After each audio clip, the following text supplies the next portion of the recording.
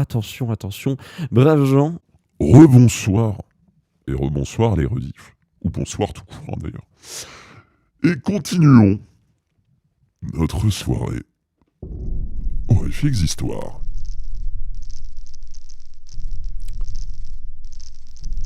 Le Brascox, elle est bien, Bobo, elle est bien.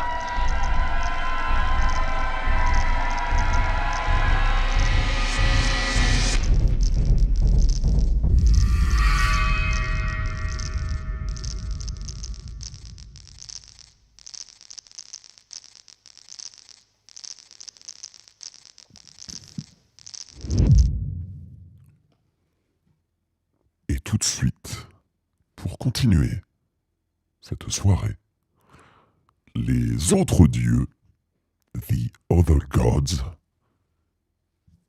de Lovecraft, tout de suite. Et je note pour l'auto-hypnose, qui disent dans le chat. On parlait de mal de crâne, la rediff. Voilà, ça n'a rien à voir. Mais voilà, vous êtes contents, hein, vous êtes contents. Dites que vous êtes contents.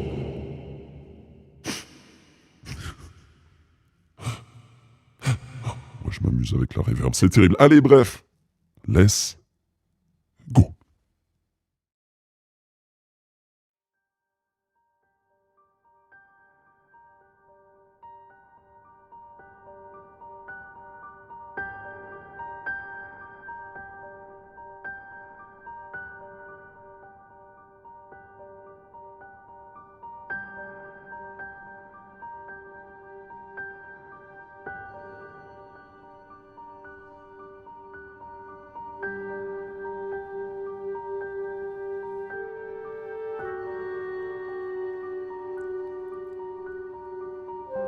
Au sommet du pic le plus élevé de la terre, demeurent les dieux qui ne souffrent pas qu'aucun mortel les regarde. Jadis, ils habitaient des pics moins élevés, mais les hommes des plaines escaladèrent les pentes rocheuses et neigeuses, poussant les dieux vers les hauteurs où ils se trouvent à présent.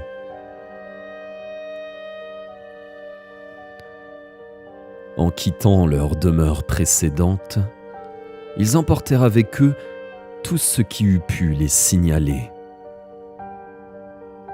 Ils laissèrent pourtant une sculpture gravée sur le flanc d'une montagne, connue sous le nom de Ngranek. Ils vivent à présent au pays inconnu de Kadat, dans un dessert...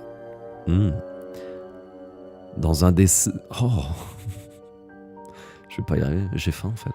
Pardon. Dans un désert glacé qu'aucun homme ne traverse. Ils sont devenus farouches. Sévères aussi. Et alors que jadis ils acceptaient que les hommes les fissent déplacer, ils leur interdisent aujourd'hui de venir, ou, s'ils viennent, de repartir. Il est préférable que les humains ne connaissent pas Kadat dans le désert glacé. Sinon, ils tenteraient de s'y rendre. Parfois, quand les dieux ont la nostalgie de la terre, ils viennent rendre visite dans la nuit calme aux pics qu'ils habitaient autrefois. Et ils pleurent doucement en essayant de jouer comme jadis sur les pentes. Les hommes ont entendu les pleurs des dieux sur Turaï au sommet neigeux, mais ils ont cru que c'était la pluie. Et ils ont entendu les soupirs des dieux à l'aube dans les vents plaintifs de l'Érion. Les dieux voyagent dans des vaisseaux de nuages. Et les sages villageois connaissent les légendes qui les tiennent éloignés de certains pics élevés la nuit, lorsqu'il y a des nuages. Car les dieux ne sont pas aussi indulgents qu'autrefois. À Ultar, de l'autre côté de la rivière Sky, habitait autrefois un vieil homme désireux de contempler les dieux de la terre. Un homme très érudit qui connaissait les 7 livres cryptiques de la terre, un familier des manuscrits de la ville éloignée et pétrifiée de l'Omar. Son nom, Barzaï le sage. Les villageois racontent comment, la nuit d'une éclipse bizarre, il escalada la montagne.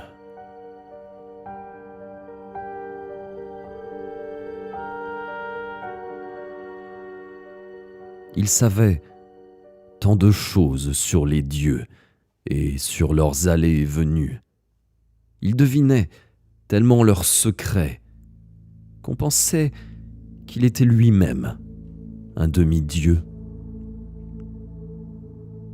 Ce fut lui qui conseilla aux bourgeois d'Ultar de passer leur roi contre le meurtre... Pardon, j'ai dit de la merde, ça n'a aucun sens. Ce fut lui qui conseilla aux bourgeois d'Ultar de passer leur loi contre les meurtres de chats et qui révéla au jeune prêtre Attal où se rendent les chats morts à minuit, la nuit de la Saint-Jean. Barzaï était instruit dans la science des dieux de la terre et était possédé du désir de voir leur visage. Il pensait que sa grande connaissance des dieux le protégerait de leur colère. Aussi décida-t-il de monter au sommet du Ateg Kla, élevé et rocheux, une nuit où il était sûr que les dieux y seraient. Le Ateg Kla se trouve dans le désert rocailleux, au-delà de Ateg, dont il porte le nom, et s'élève comme une statue de pierre au fond d'un temple silencieux. Il y a toujours du brouillard autour de son sommet, car les brumes sont les souvenirs des dieux. Et les dieux aimaient bien Ateg à l'époque. Souvent, les dieux de la terre rendent visite au Ateg dans leurs vaisseaux de nuages, répandant de pâles vapeurs sur les pentes, tandis qu'ils dansent parmi leurs souvenirs sur le sommet, quand la lune est claire.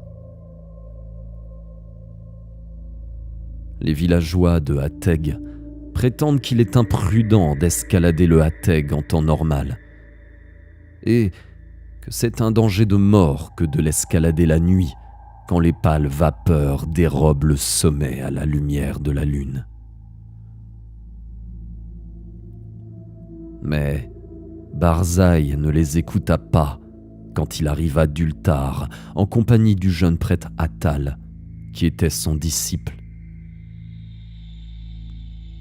Attal n'était qu'un fils d'aubergiste, et il avait quelquefois peur. Mais le père de Barzaï, lui, avait été un seigneur dans un château ancien.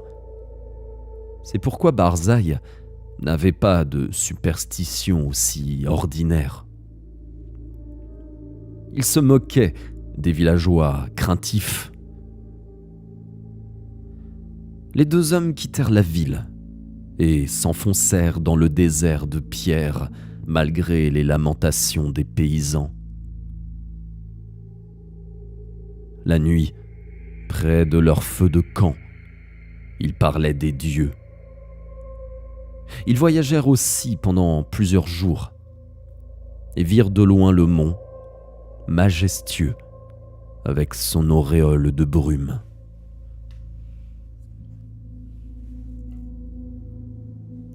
Le 13e jour, ils parvinrent au pied de la montagne, et Attal fit état de ses craintes. Mais Barzaï était vieux et savant. Il n'avait pas peur. Audacieusement, il ouvrit la route en escaladant la pente qu'aucun homme n'avait foulée depuis l'époque de Sansu. à qui il est fait allusion avec terreur dans les manuscrits pnacotiques.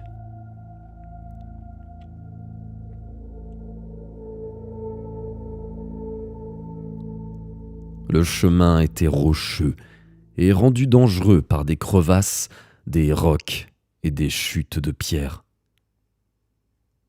Puis, le temps se fit froid et neigeux. Barzaï et Attal glissaient et tombaient souvent, tandis qu'ils grimpaient avec leurs bâtons et leurs haches. Enfin, l'air se raréfia et le ciel changea de couleur. Les grimpeurs eurent de la difficulté à respirer, mais ils continuèrent à progresser, émerveillés de l'étrangeté du paysage, excités à l'idée de ce qui arriverait au sommet quand la lune brillerait et que les pâles vapeurs se répandraient.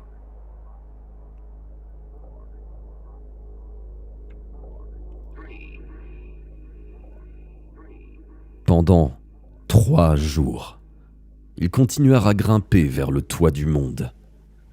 Puis ils campèrent pour attendre que la lune se couvrît de nuages.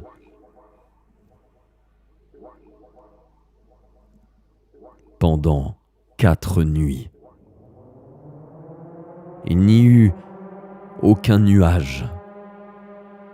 Et la lune brilla froidement à travers les fines brumes qui entouraient le sommet silencieux.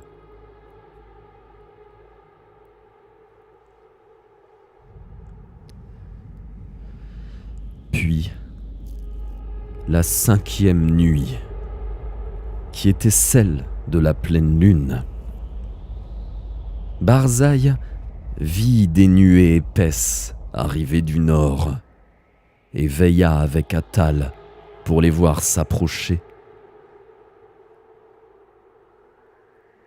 Elles voguaient, épaisses et mystérieuses, sur un rythme délibérément lent. Elles se disposèrent autour du pic, bien au-dessous des veilleurs, dissimulant la lune et le sommet des regards. Les 2 hommes fixèrent le spectacle une longue heure durant, tandis que les vapeurs tourbillonnaient et que l'écran des nuages s'épaississait.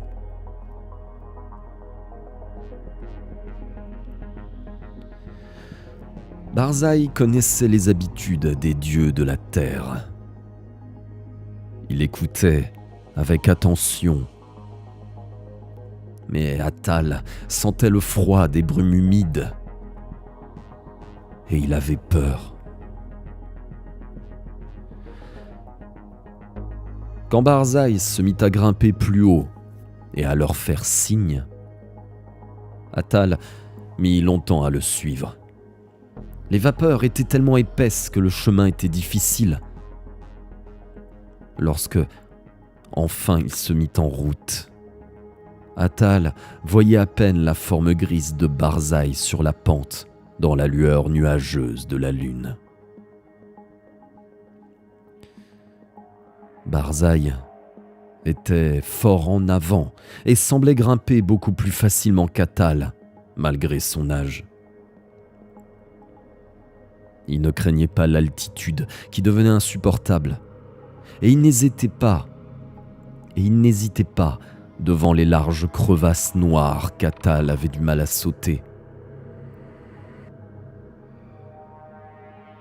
Ils continuèrent donc à monter par-dessus les rocs et les gouffres dangereux, parfois effrayés de l'ampleur du silence des sommets glacés et désolés et des hauteurs de granit.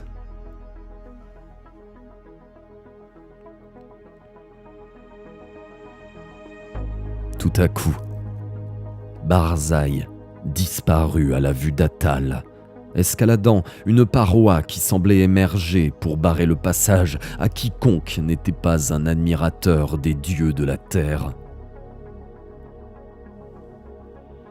Atal se trouvait bien au-dessous et se demandait ce qu'il ferait lorsqu'il arriverait à cet endroit, quand il remarqua que la lumière s'était curieusement intensifiée, comme si le sommet sans nuages, rendez-vous des dieux éclairé par la lune, était tout proche.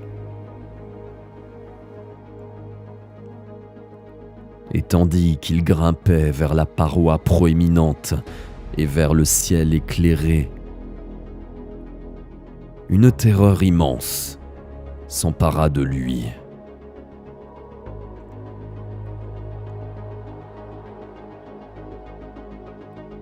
C'est alors qu'à travers les brumes, il entendit la voix de Barzaï qui criait avec ravissement.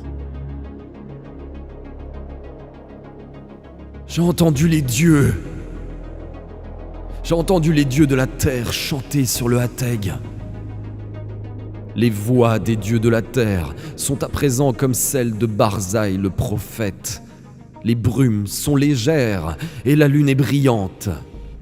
Et je verrai les dieux danser au sommet qu'ils ont tant aimé dans leur jeunesse. La sagesse de Barzaï l'a rendu plus grand que les dieux de la terre. Et contre sa volonté, leur charme et leurs barrières ne peuvent rien faire. Barzaï contemplera les dieux orgueilleux, les dieux qui méprisent la vue de l'homme.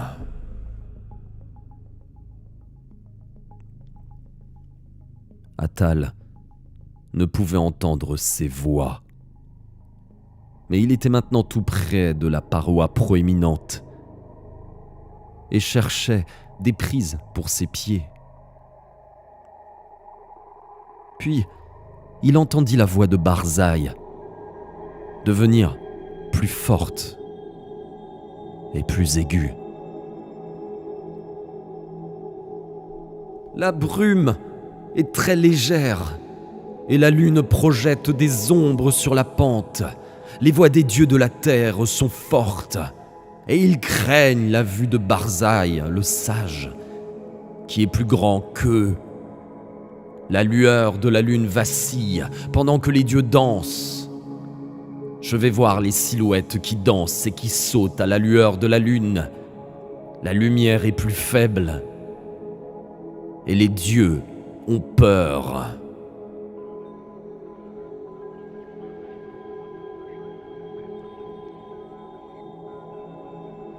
Tandis que Barzaï criait ces paroles, Atal progressait vers le sommet, comme si les lois de la terre s'inclinaient devant d'autres lois plus fortes. Car si le chemin était plus escarpé que jamais, la voie était à présent rendue étrangement facile. Et la paroi proéminente fut à peine un obstacle quand il l'atteignit et se laissa glisser sur elle.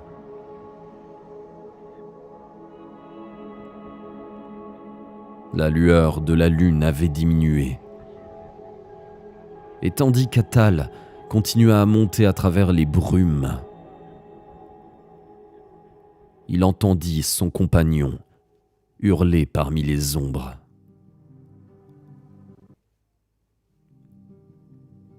La lune est sombre et les dieux dansent dans la nuit.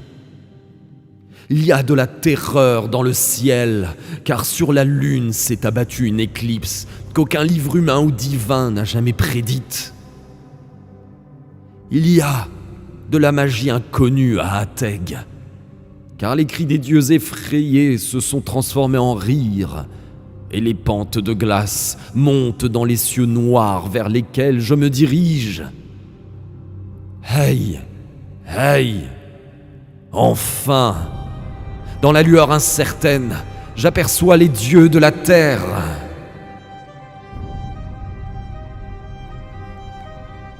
C'est alors qu'Atal, glissant vertigineusement sur des escarpements, entendit dans l'obscurité un rire épouvantable, mêlé à un cri jamais entendu.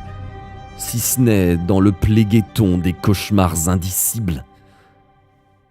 Un cri où se reflétait toute l'horreur et toute l'angoisse d'une vie entière, rassemblées dans un seul moment.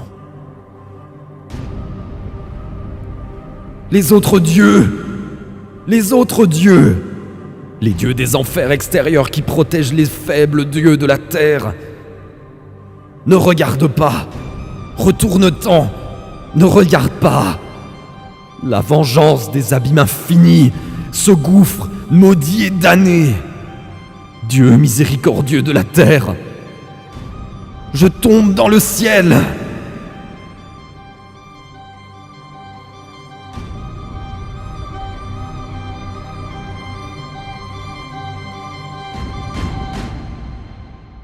Et, tandis qu'Atal fermait les yeux, se bouchait les oreilles et essayait de descendre pour échapper à l'attraction puissante des hauteurs inconnues, un orage terrible éclata sur le Hatheg, qui réveilla les braves villageois des plaines et les bons bourgeois de Hatheg, Nyr et Ultar, et leur fit contempler à travers les nuages cette étrange éclipse de lune qu'aucun livre n'avait prévue.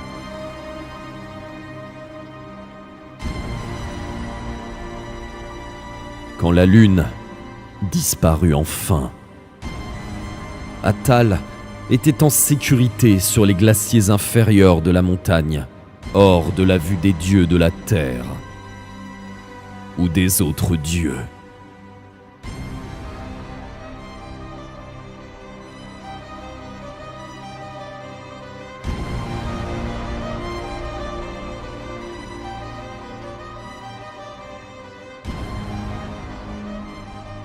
Or, il est dit dans les manuscrits pnacotiques que Sansu ne trouva rien d'autre que de la glace et du roc quand il escalada le Hatheg aux premiers âges du monde.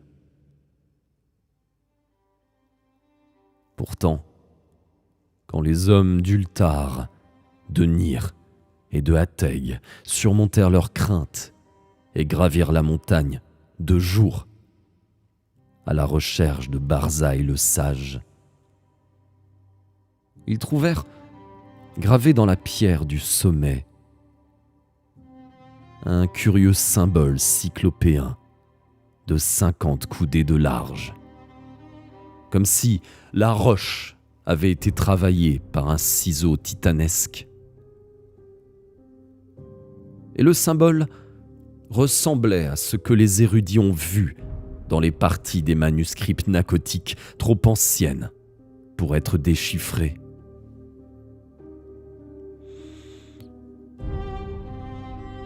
On ne retrouva jamais Barzai le sage, et jamais Atal le saint prêtre ne put prier pour le repos de son âme.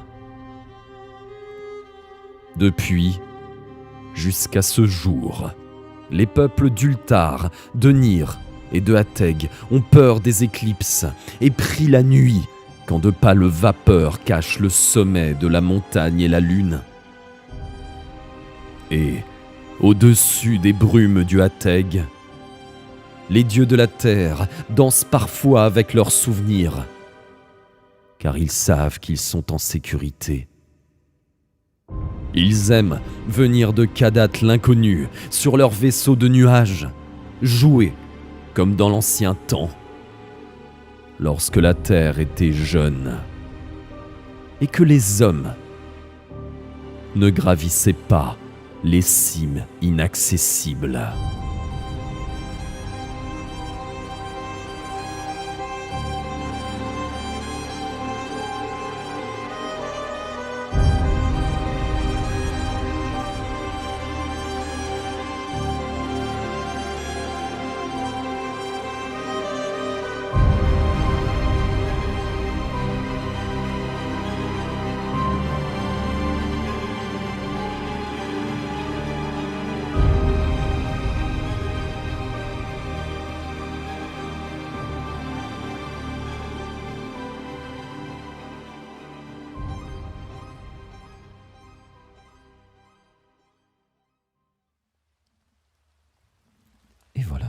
cette deuxième courte nouvelle.